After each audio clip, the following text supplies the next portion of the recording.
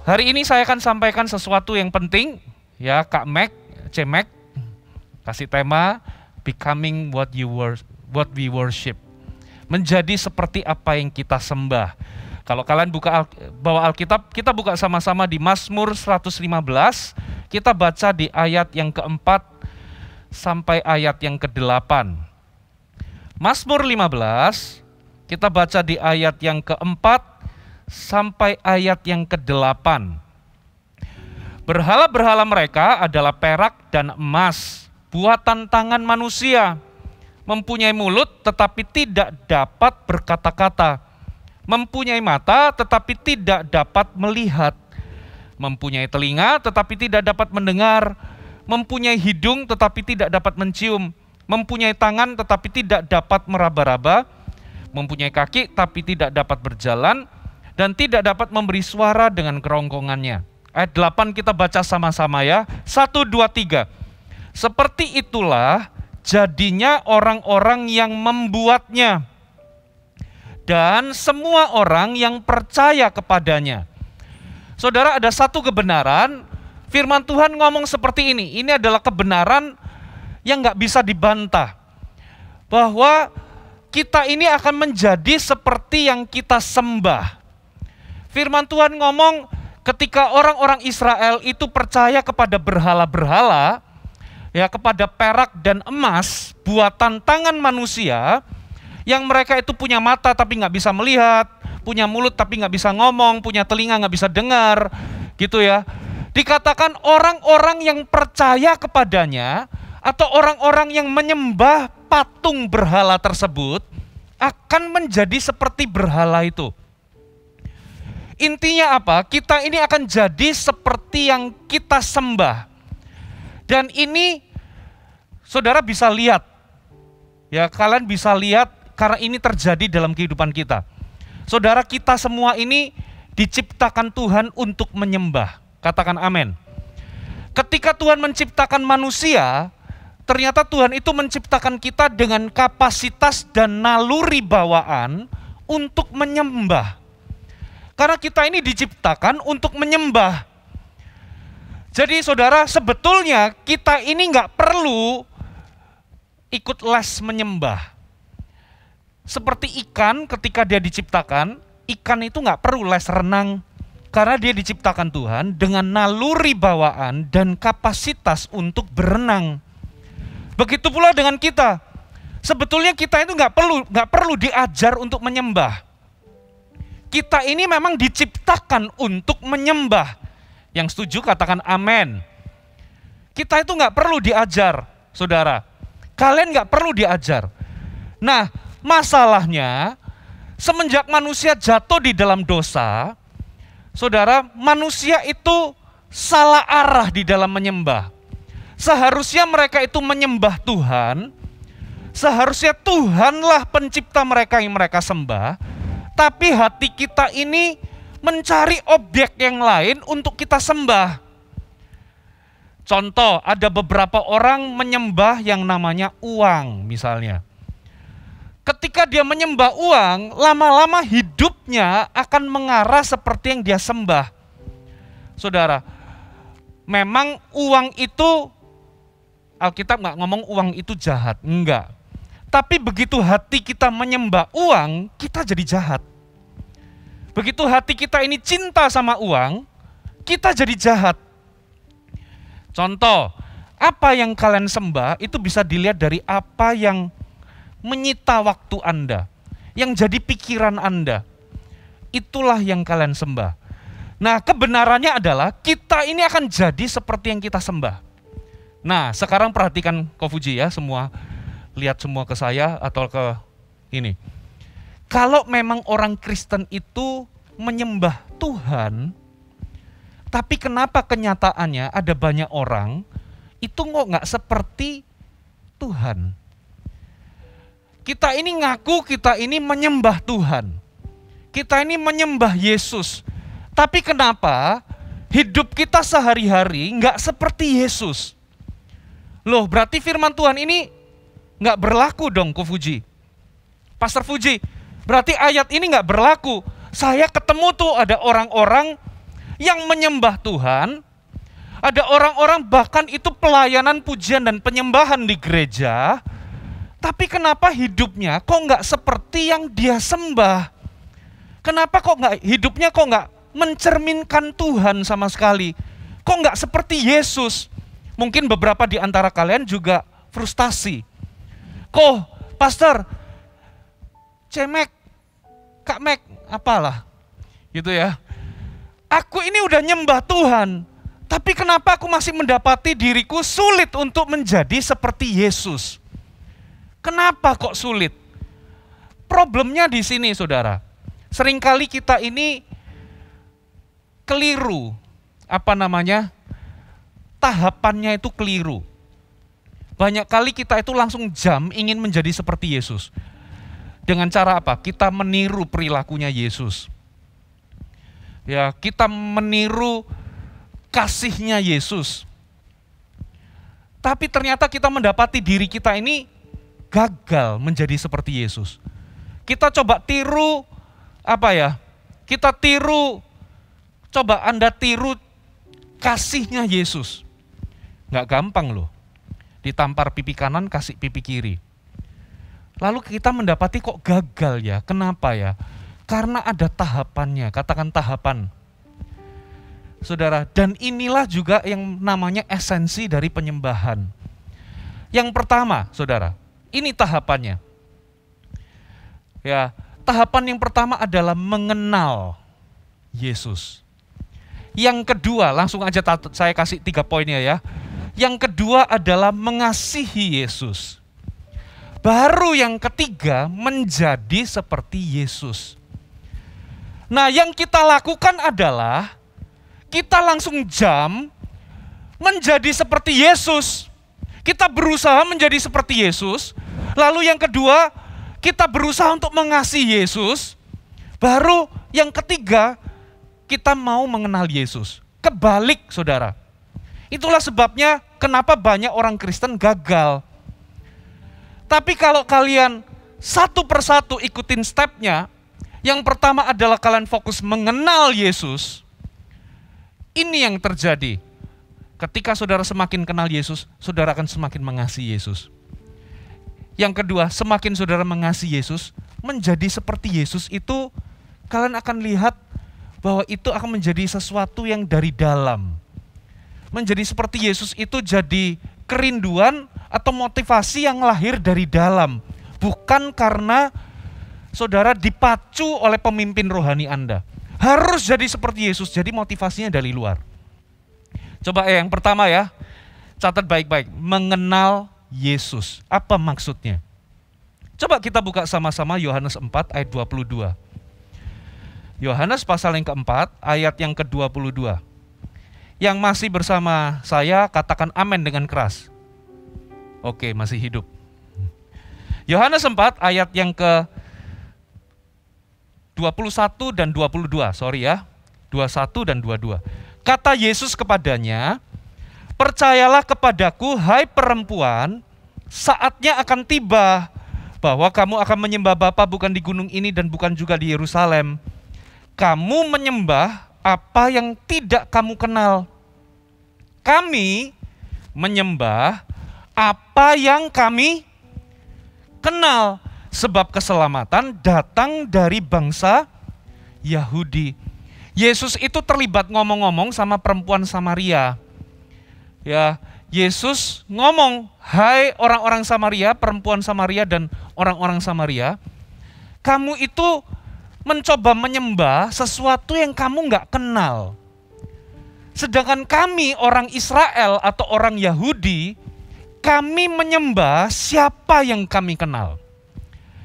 Nah saudara, penyembahan itu bukanlah penyembahan kalau motivasinya itu bukan mengenal Tuhan.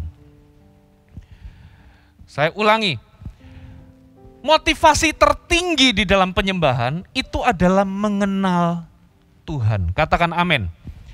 Jadi saudara, kita bisa berekspresi. Ekspresi apa ya? Kita bisa menyanyikan pujian, kita bisa mengangkat tangan, menyembah Tuhan. Ya, di balik ekspresi itu, sebetulnya esensinya adalah saudara di dalam penyembahanmu, Anda itu mengenal siapa yang kalian sembah. Katakan amin. Motivasinya harus mengenal Tuhan. Kalau Anda menyembah tapi motivasinya tidak mengenal Tuhan, saudara, penyembahanmu salah arah atau salah kaprah. Bisa dibilang itu belum tentu bisa disebut penyembahan. Loh, kok bisa Pastor Fuji? Coba kita lihat satu ayat ya.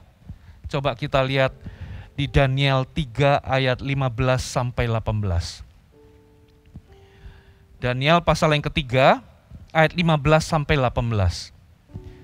Coba perhatikan ini. Kita baca ayat 14 aja dulu supaya kalian ngerti. Berkatalah Nebukadnezar kepada mereka. Siapa mereka ini? Sadrak, Mesak, dan Abednego. Apakah benar, hai Sadrak, Mesak, dan Abednego, bahwa kamu tidak memuja dewaku dan tidak menyembah patung emas yang kudirikan itu? Jadi intinya Sadrak, Mesak, Abednego ini dituduh atau dihasut oleh orang-orang Kasdim di zaman itu, ya, karena nggak bisa menemukan hal yang salah di Sadrak, Mesak, dan Abednego. Mereka akhirnya melihat ada satu celah. Ternyata Sadrak, Mesak, dan Abednego itu nggak mau sujud kepada patung yang dibuat oleh Nebukadnezar. Nah, itu langsung diadukan ke Nebukadnezar. Lalu Nebukadnezar tanya, bener nggak sih kamu nggak mau menyembah patung yang kudirikan itu? Kamu nggak mau menyembah dewaku, bener nggak sih? Coba kita lihat ayat selanjutnya. Sekarang, jika kamu bersedia, demi kamu mendengar apa? Bunyi sangkakala. Demi kamu mendengar seruling, kecapi, rebab, bukan kebab ya, gambus, serdam, dan berbagai jenis bunyi-bunyian, sujudlah menyembah patung yang kubuat itu. Tetapi jika kamu tidak menyembah, kamu akan dicampakkan seketika ke dalam apa, saudara? Perapian yang menyala-nyala.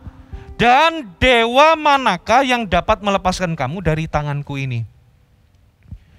Saudara, dari semua rakyat yang tidak menyembah patung yang dibuat oleh Nebukadnezar, itu Sadrak, Mesak, dan Abednego. Ada lagi satu, Daniel. Gitu ya. Nah, apa yang terjadi? Semua rakyat itu ketakutan. Kenapa? Karena diumumkan memang, raja itu bikin patung, lalu diumumkan di seluruh negeri, semua rakyat harus menyembah patung dewa dan patung yang didirikan oleh Nebukadnezar.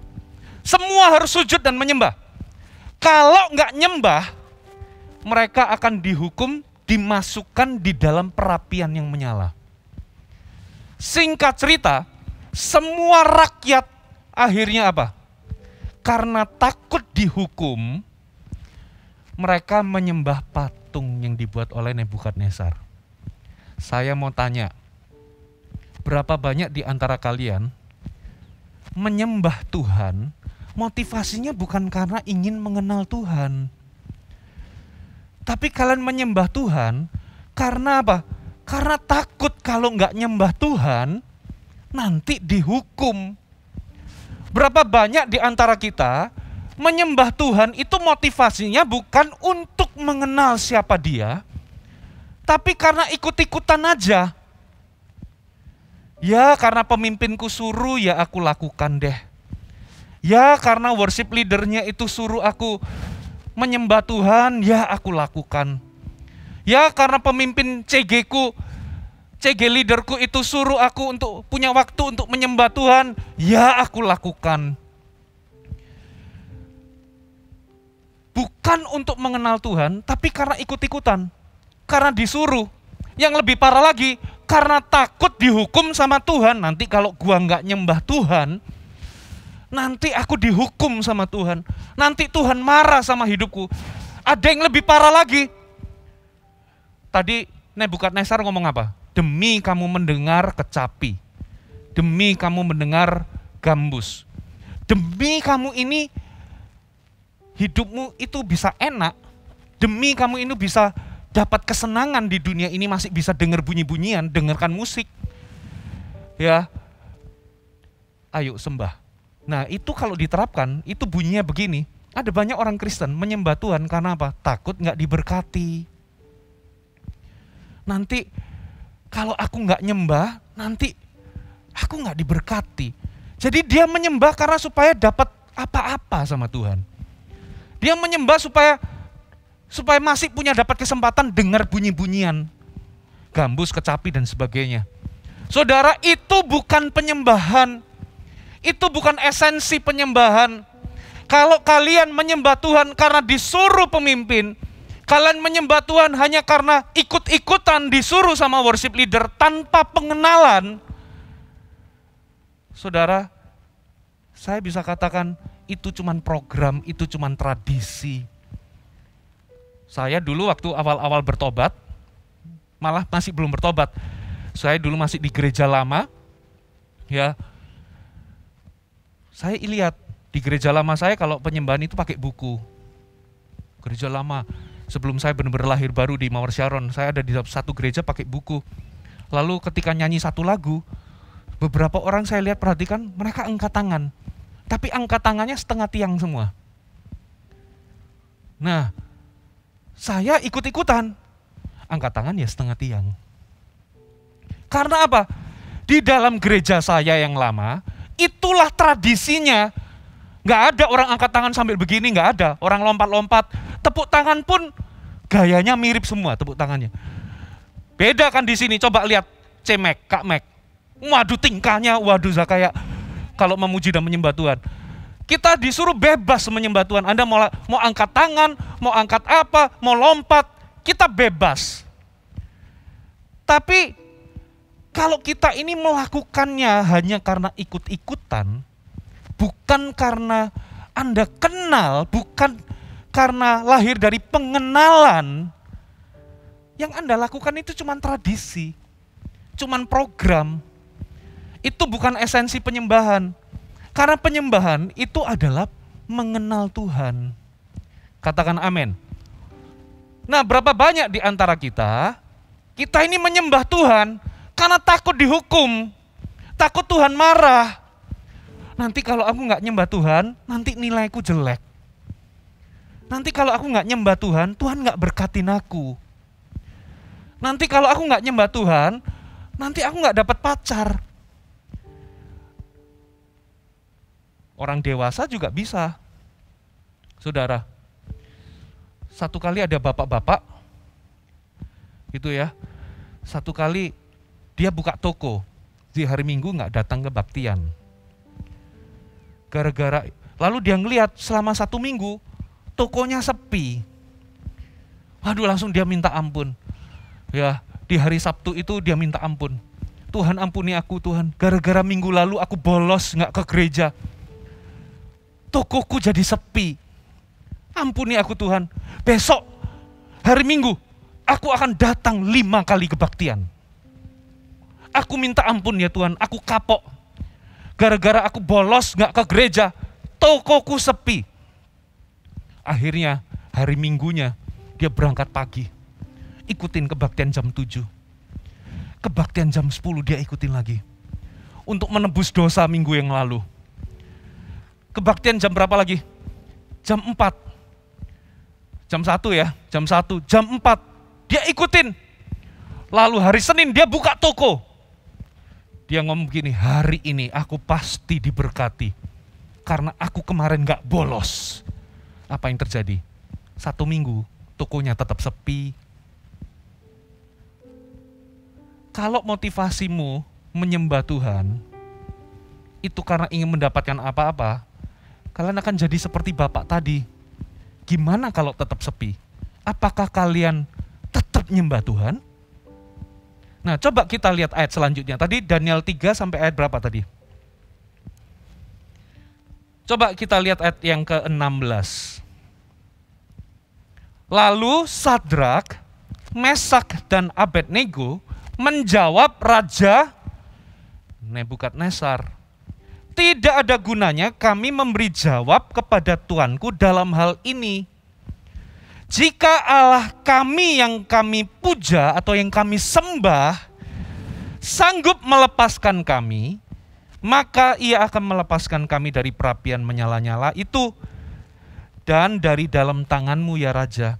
Tetapi seandainya tidak, hendaklah tuanku mengetahui ya Raja, bahwa kami tidak akan menyembah atau memuja dewa tuanku dan tidak akan menyembah patung emas yang tuanku dirikan itu. Mudeng nggak artinya? Saudara ngerti nggak artinya apa? Sadrak, Mesak, dan Abednego, motivasi penyembahannya itu bukan karena dia ingin mendapat sesuatu dari Tuhan. Bukan karena dia takut nggak diberkati. Bukan karena dia takut dihukum oleh Tuhan, maka dia menyembah Tuhan. Sama sekali enggak. Bahkan dia ngomong, sekalipun Tuhan yang aku sembah, yang kami sembah itu enggak nolong kami, kami akan tetap menyembah dia. Aku enggak akan sujud kepada patung. Sekalipun tokoku tetap sepi, aku akan tetap menyembah Tuhan. Kenapa kok Sadrak, Mesak, dan Abednego bisa kayak gitu sikapnya? Karena apa? Karena penyembahannya itu lahir dari pengenalannya akan Tuhan. Karena dia kenal, karena dia kuat di dalam pengenalannya, maka dia itu bisa setegas itu. Aku kenal siapa yang aku sembah.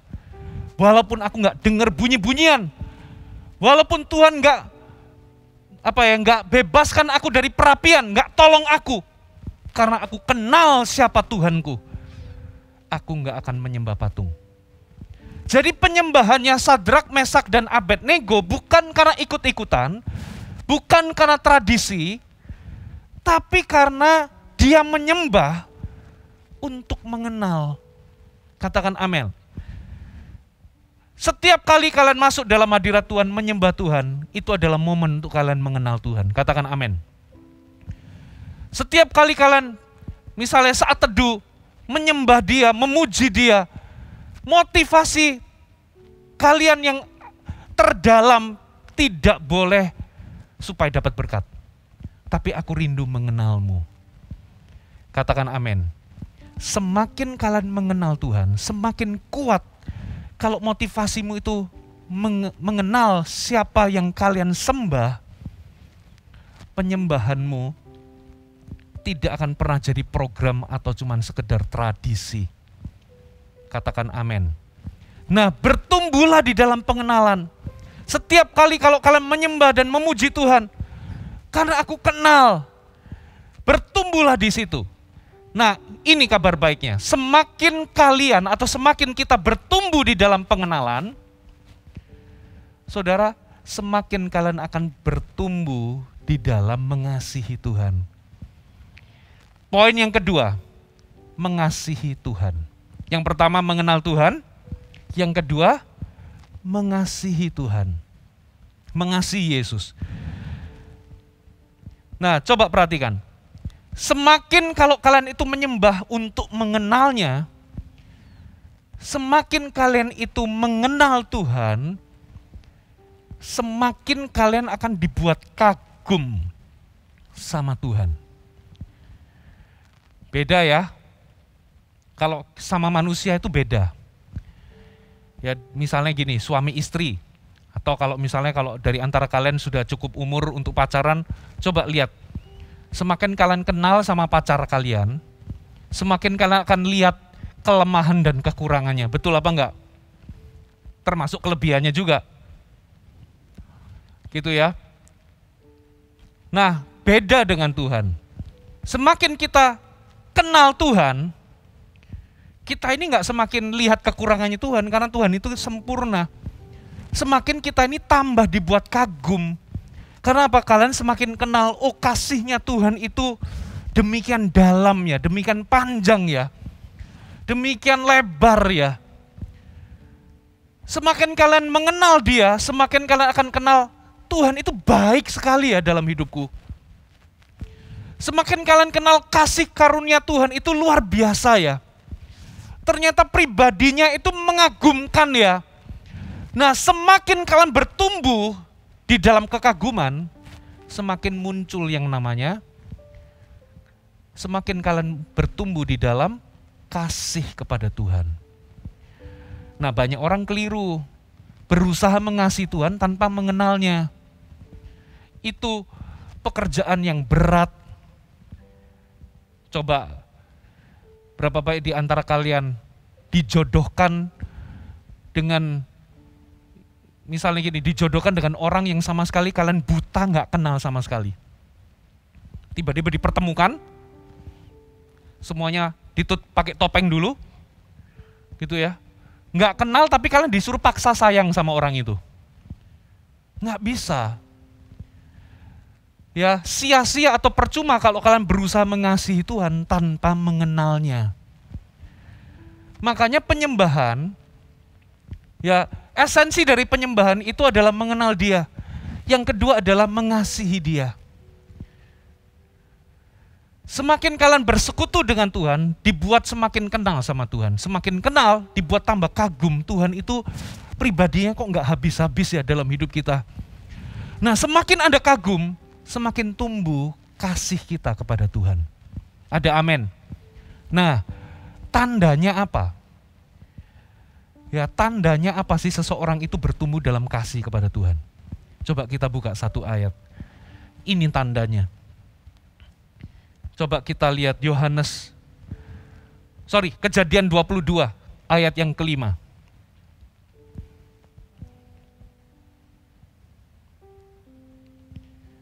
Sudah semua? Coba kita baca ya.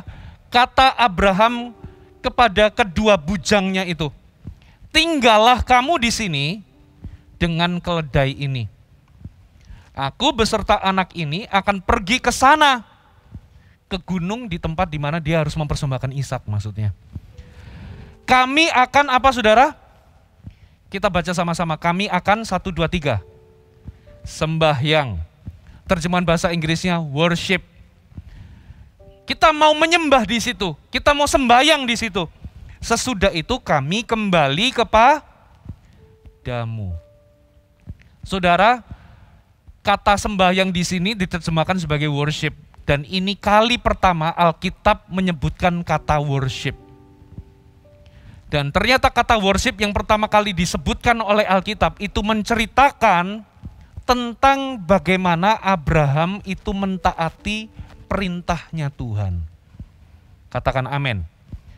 Lalu setelah Abraham itu mentaati Tuhan, coba lihat komentarnya Tuhan. Perhatikan di ayat yang ke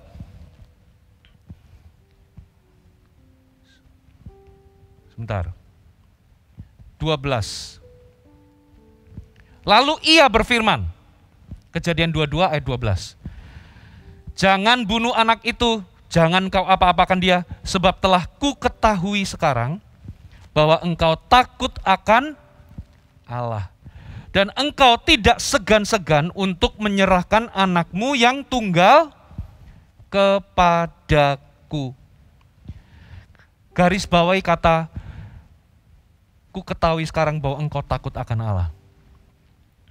Kata takut akan Allah itu arti menghormati Tuhan. Katakan amin. Bukan ketakutan gitu ya, ngalami teror, takut dihukum, takut karena ancaman, tidak. Ini adalah rasa hormat yang lahir karena kita mengasihi orang itu. Saudara nggak mungkin mengasihi seseorang tanpa menghormatinya. Katakan amin. Jadi Tuhan itu ngomong, nyata benar bahwa engkau mengasihiku atau menghormatiku, bahwa engkau takut kepadaku. Maksudnya adalah menghormati dan mengasihiku. Jadi tanda bahwa kalian itu mengalami pertumbuhan di dalam kasih kepada Tuhan, itu saudara itu mulai mengusahakan untuk melakukan apa yang menjadi perintah Tuhan. Katakan amin. Jadi jangan terkecoh. Banyak orang ngaku aku menyembah Tuhan, tapi Kenapa kok hidupnya nggak seperti Yesus? Coba lihat tanda-tandanya. Kalau orang itu menyembah Tuhan, dia akan pertama-tama dia akan mengenal Tuhan. Semakin dia kenal Tuhan, dia akan semakin bertumbuh apa? Mengasihi Tuhan. Nah, tandanya apa? Orang itu mulai mentaati perintah-perintahnya Tuhan. Katakan mentaati perintahnya Tuhan. Yohanes 14 ngomong begini. Yohanes 14 ayat 15. Kita baca ya. Yohanes 14 ayat 15. Yohanes 14 ayat 15. Jikalau kamu mengasihi aku, kamu akan menuruti segala perintahku. Ini tandanya. Semakin kalian kenal Tuhan, semakin kalian akan bertumbuh dalam kasih kepada Allah. Nah, tandanya apa? Ciri-cirinya apa, saudara? Saudara itu menuruti semua perintahnya. Nah, masalahnya kita ini hidup di zaman atau di masyarakat yang mendefinisikan kasih itu cuman sekedar perasaan. Saya ulangi. Kita ini hidup di dalam sebuah masyarakat yang mempercayai bahwa cinta itu cuma sekedar perasaan. Yang benar, cinta menurut Alkitab, ternyata cinta itu bukan hanya sekedar perasaan, tapi melibatkan tindakan. Katakan amin. Melibatkan keputusan. Loh, berarti kalau aku cinta itu berarti nggak ada perasaan ya? Bukan begitu. Cinta itu bisa melibatkan perasaan.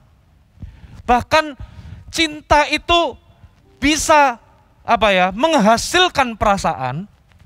Tetapi cinta itu bukan perasaan. Cinta adalah keputusan dan tindakan. Katakan amin. Nah, tandanya gimana? Saudara kan bertumbuh di dalam apa? Saudara mulai melakukan kehendaknya.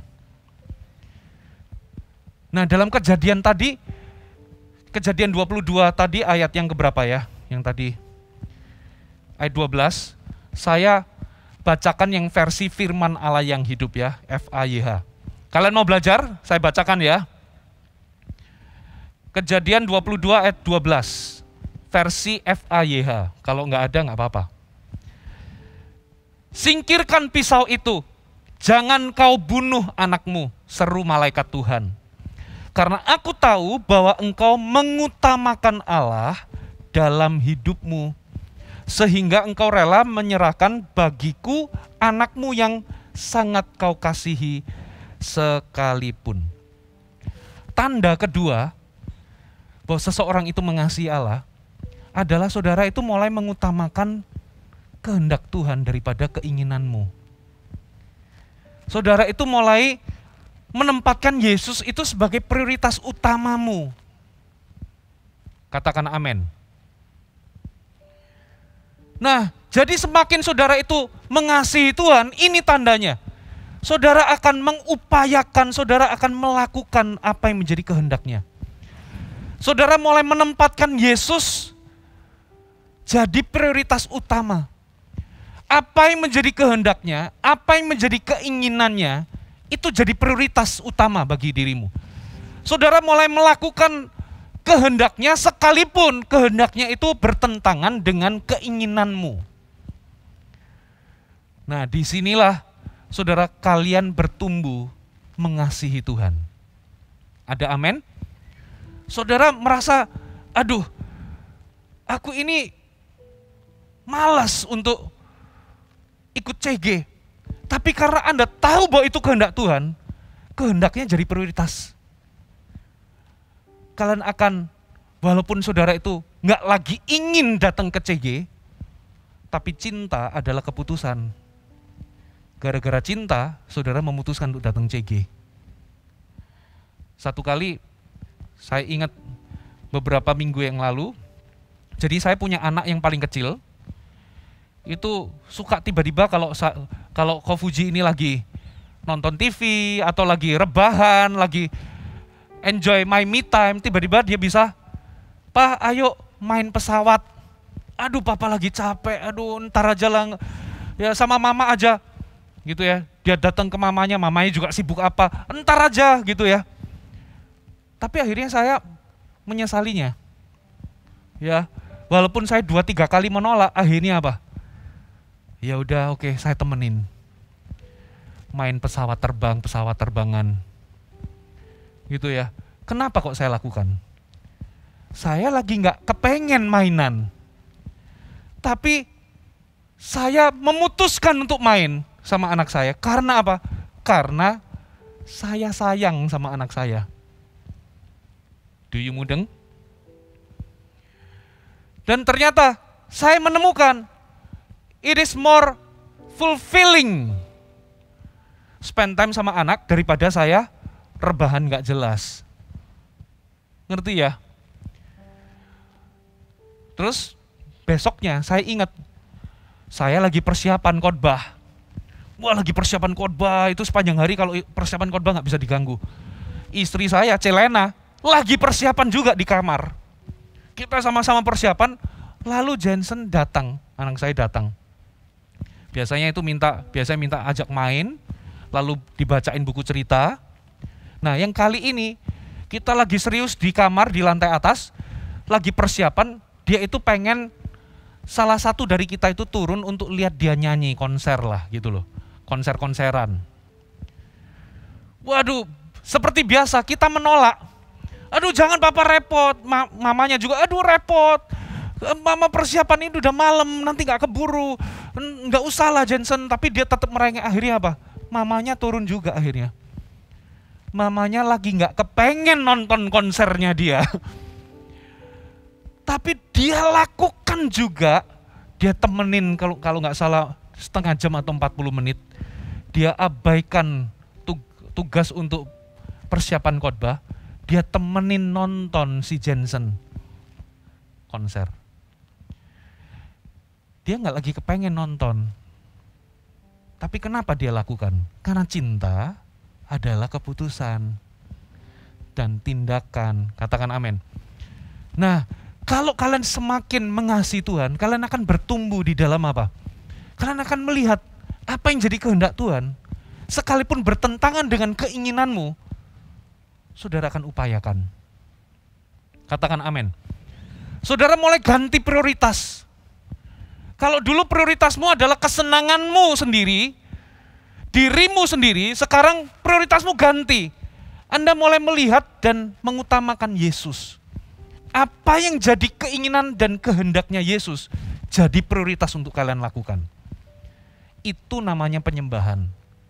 Katakan amin. Mengenal Tuhan, baru mengasihi Tuhan. Katakan amin. Yang terakhir, menjadi seperti Yesus. Pertama, mengenal Yesus. Yang kedua adalah mengasihi Yesus. Yang ketiga, menjadi seperti Yesus. Nah, kalau kalian itu ngikutin stepnya, menjadi seperti Yesus itu bukan sesuatu yang mustahil. Kenapa kita sering kali gagal? Karena kita itu langsung ingin nggak mau mengenal Yesus, nggak mau mengasihi Yesus, tapi langsung lompat ingin menjadi seperti Yesus. Kita coba tiru bagaimana caranya Yesus mengasihi. Kita gagal. Kita coba tiru. Yesus itu kalau doa semalam-malaman, oke, aku tiru doa semalam-malaman. Itu jadi sesuatu beban yang berat. Jadi tindakan agamawi yang berat. Karena nggak lahir dari pengenalan dan kasih kepada Yesus. Kalian kalau ikut KKR, ikut retreat, waduh kalian terjamah. Ya, ketua sel kalian atau CGL kalian ngomong, ayo kita harus contoh teladannya Yesus. Kita harus menjadi rendah hati, mengasihi seperti Yesus.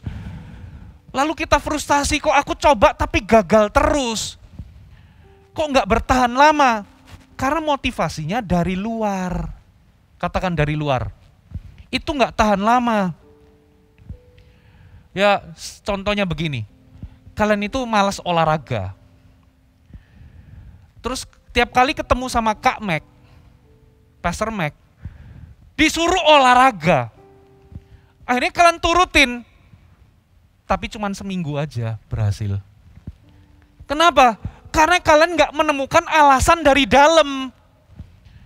Kalian cuma menemukan alasan cuma karena disuruh sama cemek.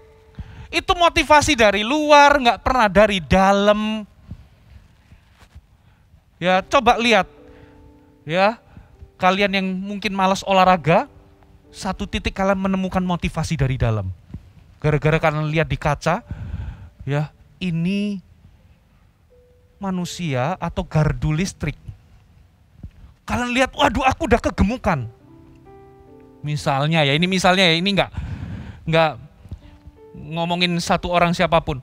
Lalu kalian merasa bahwa aku harus do something. Nah, itu motivasi dari dalam. Itu lebih tahan lama. Katakan amin. Atau misalnya, kalian itu nggak jaga makan sembarang. Orang tua ngasih tahu, jangan makan sembarang. Semua orang kasih tahu, saudara nggak bergeming sedikit pun, tetap makan nggak karuan. Tiba-tiba kalian sakit. Gara-gara ngerasain sakit itu nggak enak, akhirnya muncul motivasi dari mana? Dari dalam. Aku harus jaga makan. Aku harus makan yang sehat. Nah, itu yang namanya motivasi dari dalam. Sama seperti menjadi seperti Yesus. Kalau motivasimu itu cuman dari luar, menjadi seperti Yesus itu akan susah sekali. Kalian berusaha mencontoh tingkah laku Yesus, gagal terus. Tapi kalau motivasinya dari dalam, kalau kalian itu fokus mengenal Tuhan, lalu kalian bertumbuh dalam kasih kepada Tuhan, menjadi seperti Yesus itu akan jadi kerinduan yang lahir dari dalam. Katakan amin. Coba lihat siapa yang ngefans sama BTS. Oh, nggak ada ya. Atau saya yang kuno. Atau sudah muncul yang baru. Coba lihat. Zamannya Kofuji dulu ya. Ada yang namanya Michael Jackson. Lebih kuno lagi itu, apa itu rock and roll itu siapa? Bukan, yang ininya jambangnya gede. Iya, Elvis Presley. Itu ya fansnya, ada satu titik itu fans yang biasa. Fans yang biasa itu cuma teriak-teriak kalau konser.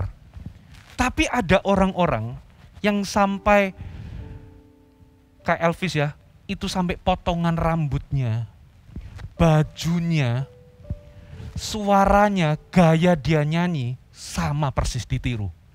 Gaya hidupnya, ya Elvis makan apa dia suka makan itu. Ya Elvis suka ke restoran apa dia juga makan ke restoran yang sama. Michael Jackson juga sama. Ada orang-orang tertentu yang itu cuman asiknya rame-rame. Datang di konsernya teriak-teriak. Ya itu fans biasa. Tapi ada orang-orang tertentu, itu persis cara jalannya seperti Michael Jackson. Cara nyanyinya, bahkan moonwalknya sama, sampai pakaiannya, sampai rambutnya, semuanya sama. Dari mana kok bisa muncul obsesi itu? Itu dari mana? Dari dalam. Karena dia betul-betul memuja siapa Michael Jackson. Untuk jadi Michael Jackson, itu nggak perlu, nggak perlu dipecut dulu, ayo jadi Michael Jackson. Nggak perlu didorong-dorong, nggak perlu ikut les-lesan seperti Michael Jackson. Nggak perlu, itu lahir dari mana? Lahir dari dalam. Begitu pula untuk menjadi seperti Yesus. Banyak kali kita ini menjadi seperti Yesus itu bukan lahir dari dalam, tapi karena disuruh pemimpin. Karena nggak lahir dari mengenal dan mengasihi. Makanya kita gagal terus. Nah, kalau kalian semakin mengenal Tuhan, kalian akan bertumbuh dalam kasih. Nah, semakin kalian mengasihi Tuhan, perhatikan, orang-orang seperti ini akan muncul kerinduan dari dalam. Kerinduan ini nggak bisa gampang-gampang disiram. dipadamkan, nggak bisa. Muncul kerinduan, sebuah kerinduan yang dalam sekali, ini kerinduan dari dalam, untuk menjadi seperti Yesus. Nah, apa tandanya? Ini tandanya. Catat baik-baik. Yang pertama, ini tandanya. Kalian itu rela melepaskan hal-hal yang menghalangimu untuk jadi seperti Yesus. Orang-orang tertentu yang ngefan sama Michael Jackson, mungkin awalnya dia nggak suka misalnya katakanlah Michael Jackson itu suka makan pete, misalnya ya. Dia nggak suka makan pete. Tapi karena muncul obsesi kerinduan dari dalam, dia memuja, mengasihi Michael Jackson, muncul kerinduan aku pengen sama seperti Michael Jackson. Dari yang nggak suka pete, dia jadi suka pete. Dia tinggalkan hal-hal yang menghalangi untuk dia jadi serupa dengan Yesus. Nah, orang seperti ini akan rela melepaskan beberapa kebiasaan buruk, rela melepaskan dosa, rela melepaskan hal-hal yang gak berkenan, demi dia menjadi sama seperti Yesus. Kalau Yesus kudus, maka aku harus kudus. Katakan amin. Nah, dia itu sombong orangnya. Dia lihat Yesus itu rendah hati. Dia itu rela apa, saudara? Rela untuk dibentuk. Nggak gampang memang. Ngampuni orang itu nggak gampang. Minta maaf itu nggak gampang. Ya, tapi karena saudara itu rindu, kepengen seperti Yesus, saudara itu rela melepaskan sifat egois, sifat sombong, atau sifat-sifat yang nggak berkenan, saudara itu rela tinggalkan. Kenyataannya banyak di antaramu nggak bisa lepas terhadap dosa-dosa tertentu, bukan karena Tuhan itu nggak sanggup kuasanya melepaskan kalian. Tapi kalian masih sayang sama dosa itu. Kalian masih sayangin. Kalian belum sampai di titik melepas dan meninggalkan. Kofuji, aku ini butuh doa pelepasan. Aku butuh doa pelepasan. Aku kok masih terikat sama dosa-dosa tertentu. Tolong aku layani pelepasan. Ada beberapa orang dilayani pelepasan 1000 kali pun dia tetap akan terikat. Kenapa? Bukan karena Tuhan gak sanggup melepaskan dia. Karena dia sendiri gak mau meninggalkan dan melepaskan dosa. Masih sayang. Nah, orang yang sampai di titik dia mengenal Tuhan, mengasihi Tuhan, dan muncul kerinduan menjadi seperti Yesus, dia akan rela bayar harga, rela melepaskan. Kita buka ayatnya, setelah itu kita selesai. Filipi 3, coba kita baca ayat yang ke-7 sampai ayat yang ke-10. Tetapi apa yang dahulu merupakan keuntungan bagiku, sekarang kuanggap rugi karena Kristus. Malahan segala sesuatu kuanggap rugi karena pengenalan akan Kristus Yesus lebih mulia daripada semuanya. Oleh karena dialah, perhatikan, aku telah lingkari kata melepaskan. Oleh karena dialah aku telah melepaskan, katakan melepaskan, semuanya itu dan menganggapnya sampah supaya aku memperoleh Kristus. Katakan melepaskan. Jadi kuncinya bukan saudara itu dilepaskan. Meskipun bolak-balik kalian datang minta doa pelepasan, kalau kalian sendiri nggak melepaskan, meninggalkan itu dosa, 1 Korintus malah meninggalkan sifat kanak-kanak, saudara nggak bakal mau didoakan kelepasan berkali-kali pun nggak bakal. Loh, berarti doa pelepasan nggak perlu ya? Perlu. Tapi harus dibarengi dengan saudara juga mau melepaskan itu dosa, kebiasaan buruk itu. Katakan amin. Nah, coba setelah dia melepaskan, coba lihat. Muncul kerinduan, lompat ayat 10. Yang ku kehendaki. Nah, ini kerinduan dari dalam, saudara. Bukan karena disuruh pemimpin, bukan karena disuruh orang lain. Coba lihat, yang ku kehendaki ialah mengenal dia dan kuasa kebangkitannya. Dan Berarti ada kata dan, berarti ini yang diingini Paulus yang kedua. Berarti ini kalau Kofuji baca begini. Yang ku kehendaki ialah persekutuan dalam penderitaannya, di mana aku menjadi serupa dengan dia dalam kematiannya. Lingkari kata di mana aku menjadi serupa dengan dia.